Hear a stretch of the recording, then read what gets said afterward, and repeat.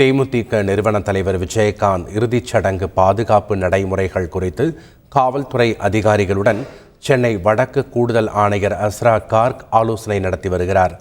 கூடுதல் தகவல்களை செய்தியாளர் சமய மணிவண்ணன் வழங்க கேட்கலாம்.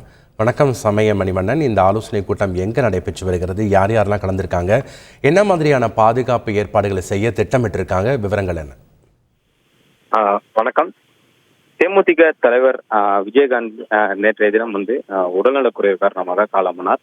இதனைத் தொடர்ந்து தேமுதிக தலைமை அலுவலகமான அதாவது கோயம்பேட்டில் அமைந்துள்ள தேமுதிக தலைமை அலுவலகத்தில் அவரது உடல் வைக்கப்பட்டு தொடர்ந்து பொதுமக்கள், திரைப்பட கலைஞர்கள் மற்றும் அரசியல் கட்சியினர் என ஏராளமானவர் அஞ்சலி செலுத்தி வருகிறார். குறிப்பாக இதில் தமிழ்நாட்டின் முக்கிய தலைவர்களும் நேற்றைய தினம் தொடர்ந்து தேமுதிக தலைவர் விஜயகாந்தின் உடலுக்கு நேரில் அஞ்சலி செலுத்தி வருகிறார்.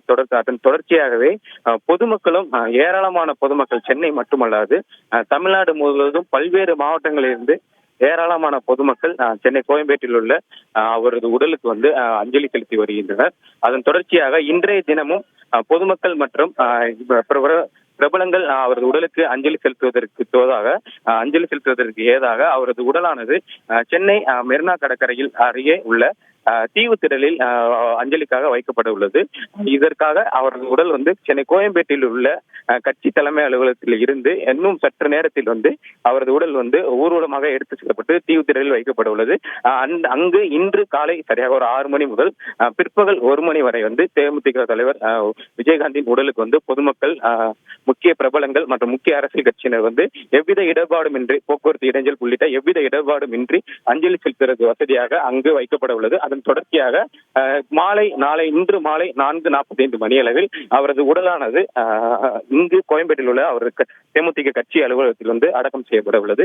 இதனையொட்டி, அதாவது கோயம்பேட்டிலிருந்து அவரது உடல் தீவுத்திடலுக்கு எடுத்து செல்லப்பட உள்ளதை ஒட்டி வடக்கு கூடுதல் ஆணையர் அஸ்ரா கார்க் தலைமையிலான துணை ஆணையர்கள் மற்றும் இணை ஆணையர்கள் இன்று ஆலோசனை நடத்தினர். குறிப்பாக சென்னை கோயம்பேட்டில் உள்ள அலுவலகத்தின் வாயிலேயே அவர்கள் அனைவரும் எவ்வித இடர்பாடும் இல்லாமல் தேமுதிக தலைவர் உடலை தீவுத்திடலுக்கு எடுத்து செல்வது என்பது உள்ளிட்ட பல்வேறு அம்சங்கள் குறித்து ஆலோசனை நடத்தினர். இதன் தொடர்ச்சியாக இன்னும் சற்று நேரத்தில் அவரது உடலானது சென்னை கோயம்பேட்டில் உள்ள கட்சி அலுவலகத்திலிருந்து தீவுத்திடலுக்கு எடுத்து செல்லப்பட உள்ளது. இன்னும் பொதுமக்கள் தொடர்ந்து அவரது உடலுக்கு அஞ்சலி செலுத்துவதற்காக கோயம்பேட்டில் உள்ள கட்சி அலுவலகத்திற்கு வருகை தந்த வண்ணம் உள்ளதன் காரணமாக இன்னும் சற்று கணிசமான அளவிலான பொதுமக்களை நீண்ட வரிசையில் காத்திருப்பதால் இன்னும் சற்று நேரத்தில் அவரது உடலானது சென்னை தீவுத்திடலில் வைப்பதற்காக கோயம்பேட்டில் உள்ள அவர் கட்சி தலைமை அலுவலகத்திற்கு எடுத்து செல்லப்பட உள்ளது. இதனையொட்டி இங்குள்ள போலீசாரும் பாதுகாப்பு பணிக்காகவும், தடுப்புகள் அமைப்பது உள்ளிட்ட பணிகளுக்காகவும் தற்போது அத்தகைய பணிகளில் ஈடுபட்டு வருகின்றனர். நன்றி சமய மணிவண்ணன், உங்களுடைய தகவல்களுக்கு. செய்திகளை உடனுக்குடன் தெரிந்து கொள்ள உடனே சப்ஸ்கிரைப் பண்ணுங்க.